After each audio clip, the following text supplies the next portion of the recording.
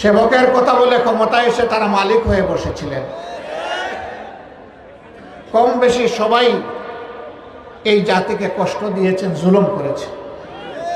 সবচাইতে বেশি কষ্ট দিয়েছে গত 15.5 বছরের ফ্যাসিস্ট সরকার। তারা সবার গায়ে হাত দিয়েছে। আমাদের সেনাবাহিনী দিয়ে শুরু করেছে, আর আমাদের বুকের সন্তান যুবক যুবতীদেরকে দিয়ে শেষ করেছে।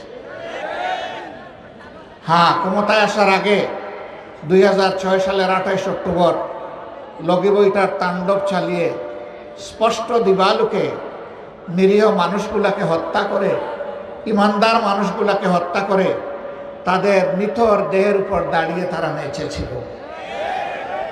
তাদের রুচি কত নিম্ন পর্যায়ে এখান থেকে অনুমান করা যায়। এরপরে ক্ষমতায় আসার পর একটার পর একটা হত্যাকাণ্ড তারা সংগঠিত করেছে।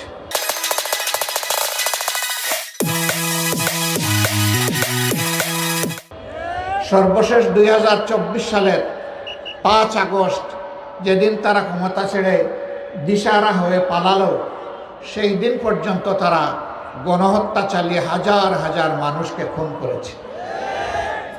34,000-এর উপর মানুষকে তারা পঙ্গু করেছে। 500-র উপর আমাদের কলিজার টুকরা সন্তানের 2 চোখ হারিয়ে গেছে, তারা অন্ধ হয়ে গেছে। এই দুনিয়ার সৌন্দর্য আর তারা কখনো দেখবে না। 750-এর উপর 1 চোখ হারিয়ে বাকি চোখটি নিয়ে তারা ঝুঁকিতে আছে। 34,000 মানুষ তারা জীবনের তরে পঙ্গু হয়ে গেছে।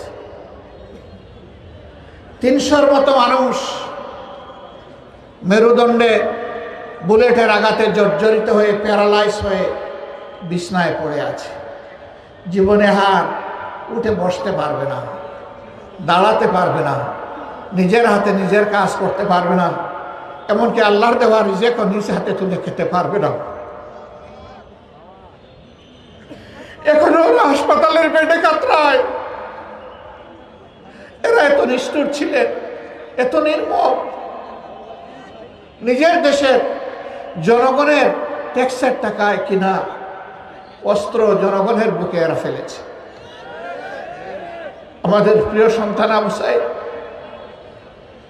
গভীর আস্থা নিয়ে, আত্মপ্রত্যয় নিয়ে,